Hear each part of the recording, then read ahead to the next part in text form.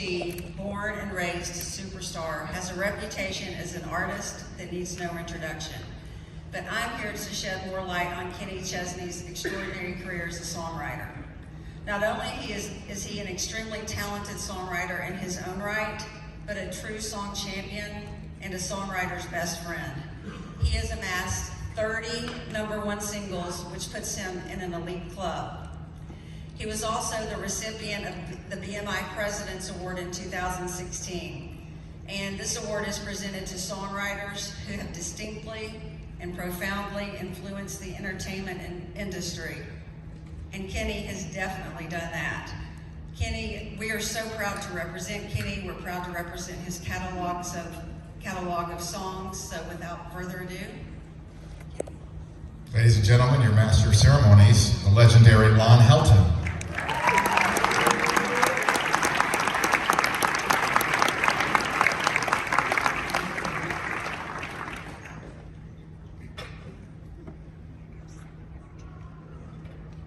Thank you.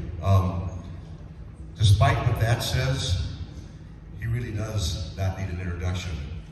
Short one though. Songwriter, singer, 8-time Entertainer of the Year, humanitarian, and part-time runner. And for more than 30 years, one of the best friends country radio has ever had, Kenny Chesney.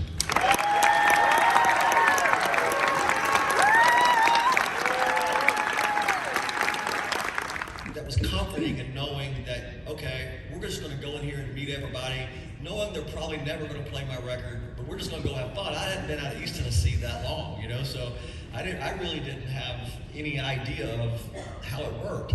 So Rick took me to New Orleans my very first time. I'd ever been to New Orleans. I'd never seen it. And the next morning, I was supposed to meet a guy named Ted Stecker at WNOV. And Rick and I went to a dinner the night before, and then we ended up going to a specific kind of bar.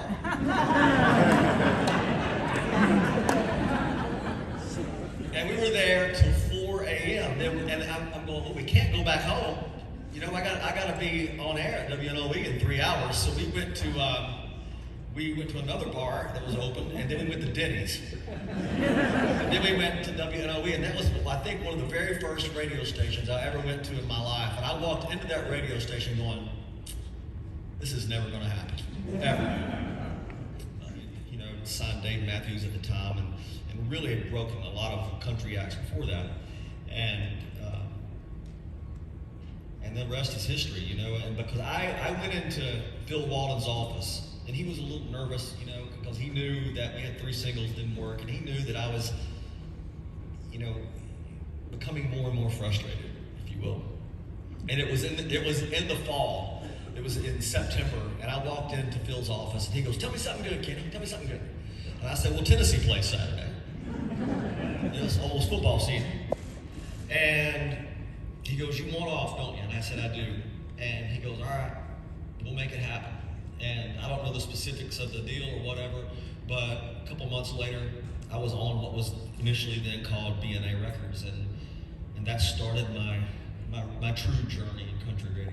Something like, I signed you because I believed in you. And letting you go because I believed in you. And I thought that was really nice, because it could have been a lot more difficult than that. But it wasn't. And I went to work with Joe, and Joe was just such a hard worker, and I learned a lot in those early years with Joe.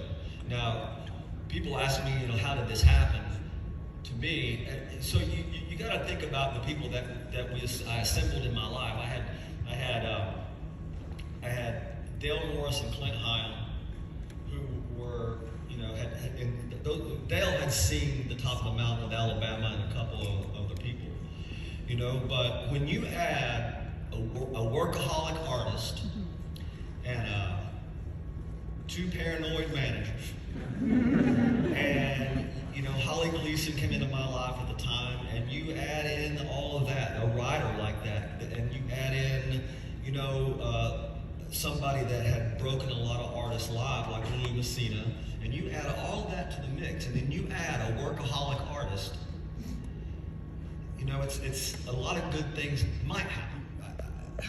I have been guilty of forgetting, you know, of working so hard out there on the road, and you record a song and you wish it up the chart, and you know, you get lost in the day-to-day of the business of doing business, right? And you forget sometimes that people are actually hearing this, and they're taking those songs and applying it to their life. And I get to see that. I get to see that firsthand through the looking glass on stage of how songs touch those people. And that kid right there never, ever thought that he would ever get to see it to that level, and on that intimate of a level also. And of course, but that's how Joe works, you know. I had chest hair too. Look at that. That was weird.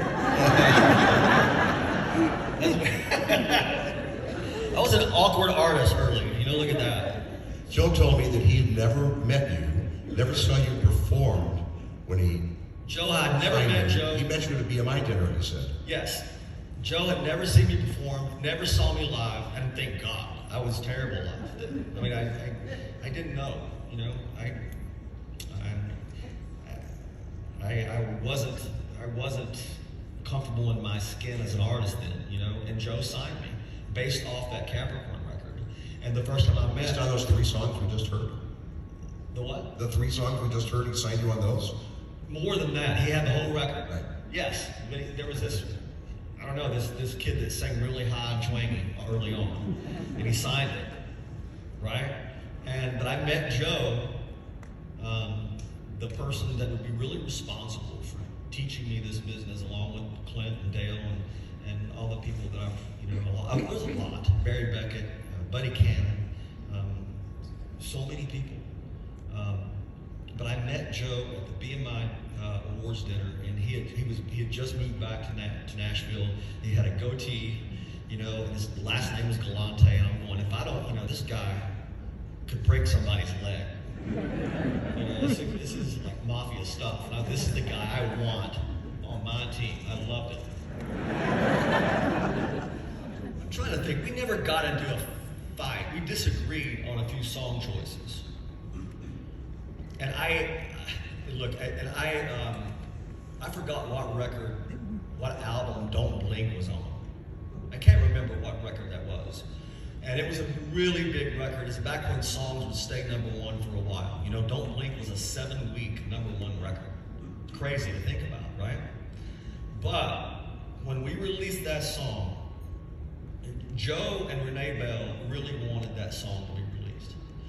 And I hated it. I felt like it just touched every button you could possibly touch to get somebody to like a song. I just absolutely hated it. And so we were at ABC Radio Networks in Dallas. And I went up and did the whole interview thing there. And and on the plane there, I was in Joe's ear the whole 2-hour ride to Dallas about how much I absolutely hated this single choice. It's never going to work. This is going to be the end of everything. I worked really hard to be here, and you're gonna cut my legs off. Don't blink.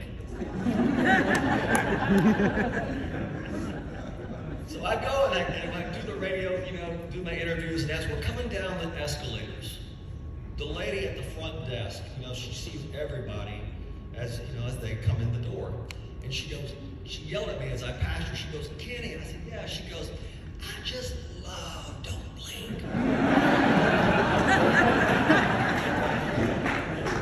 I looked at Galani and I said, "You told her to say that." That's true. I think that's the only time we've ever gotten to fighting. You know, I'm not sure. Layers of clothes on. It's crazy. That guy's changed. That was in Pullman, Washington. It was. Yeah, did it for us. There was a moment there where we did a lot of stuff with this director up there, and like I did 2 photo shoots and 2 video shoots, and all the way to Pullman, Washington, and that was freezing the whole time. It was not near warm weather, and so I remember telling myself during that specific photo shoot, if I ever really make it, I'm doing everything in warm weather. And you've stayed true to that promise. So, in these early albums, there probably weren't a lot of hits, but I'll get to that in a second.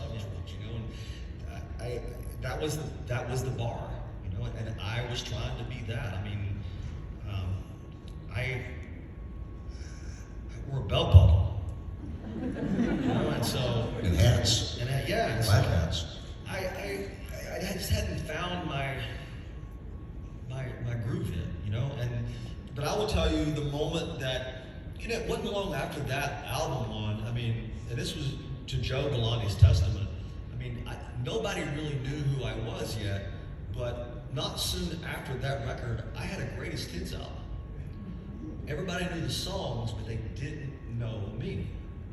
And I had 16 songs on that greatest hits record.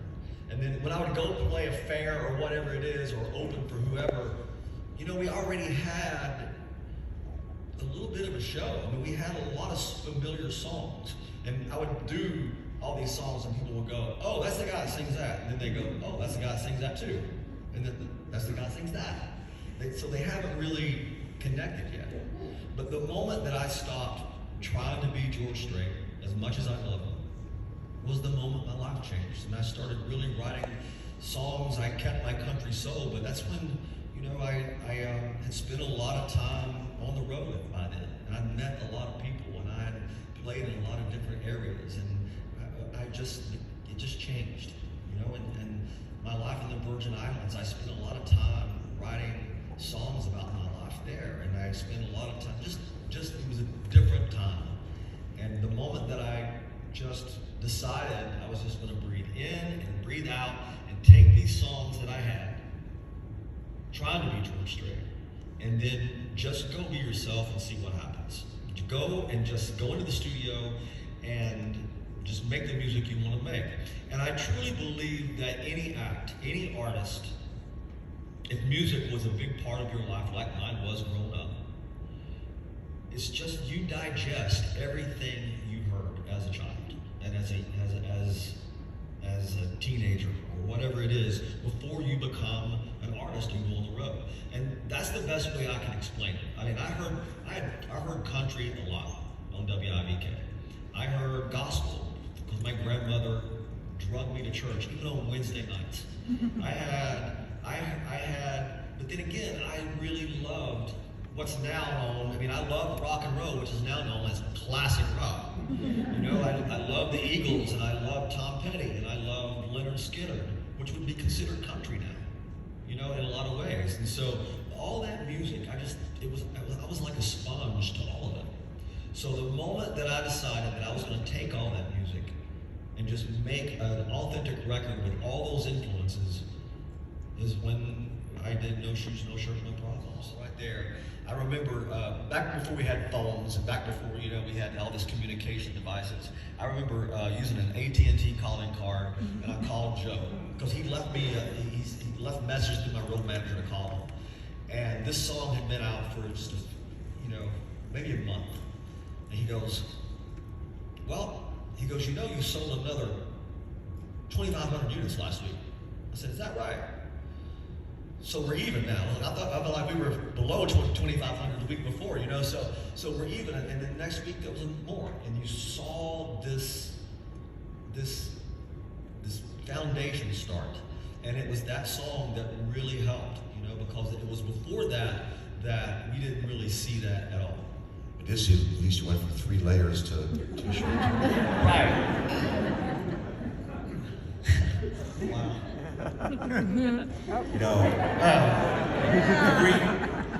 Two things here I want to get to. From 1993, you released a new album almost every year. And then, everywhere we go, I want to say March of '99.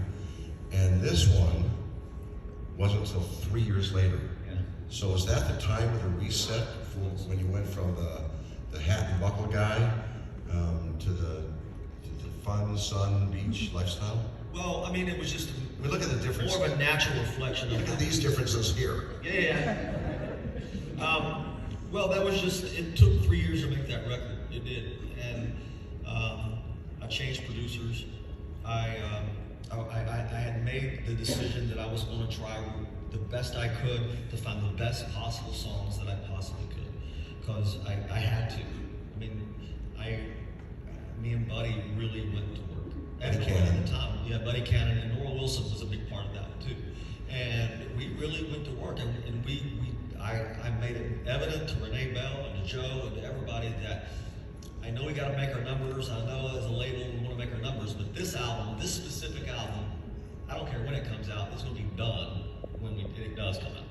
And we went to work, and that album was a true reflection of just this growing process in my personally and as an artist, and it really did start this road.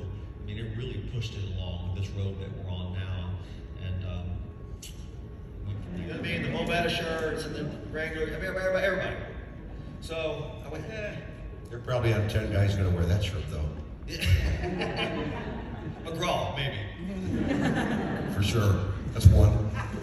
So, in this transition time, between the 3 years between albums, and you're going to change, in effect, your brand, your image, and become this lifestyle, beach lifestyle guy.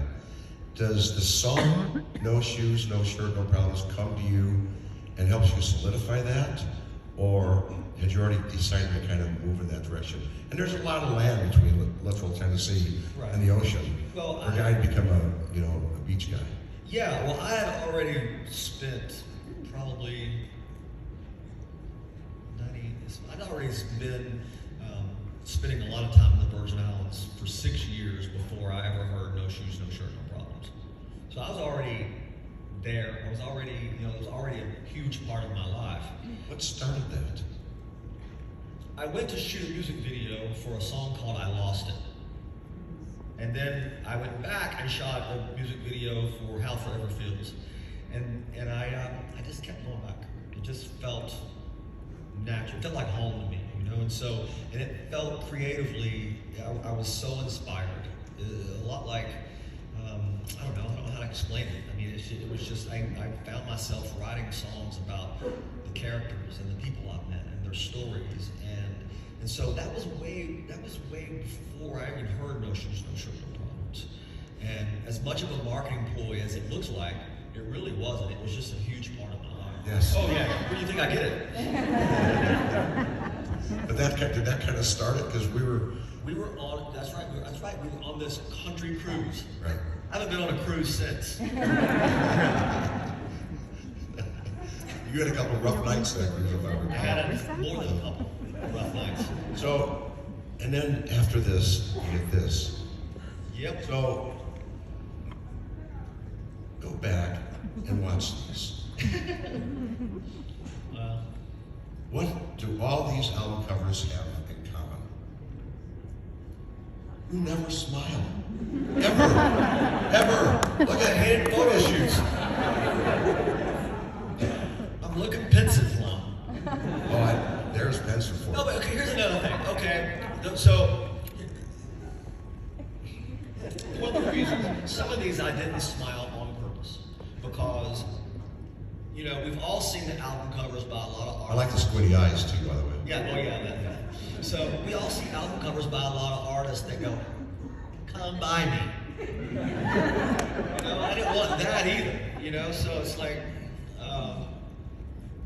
yeah. Never smile. Sold 4 million.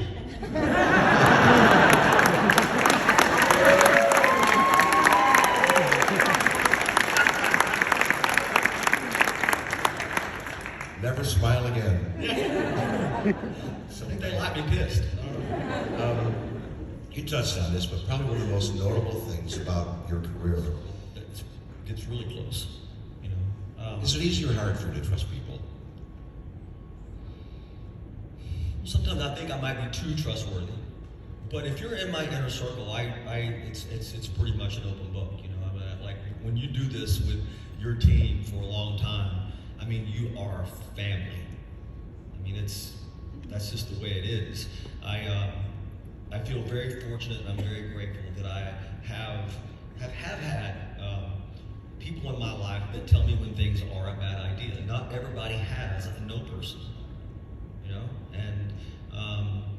and that's with songs, that's with marketing ideas, or I mean whatever that is. I mean, like I've been very fortunate to have some really smart, really hardworking people on my team and in my life. But when it comes to on the road, you know, my band has been with me for a while now. There was a moment where we changed a lot. You know, COVID changed some things, but you know, we're a family out there, Lon, and that is, I see those people more than I see my actual biological family members, and it's crazy to think that way. Those are the people that you shouldn't have to get reacquainted with as your real biological family.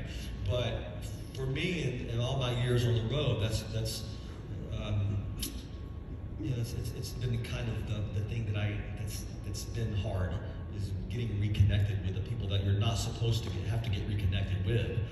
But as far as, do I trust people? Yeah, I do. But I don't.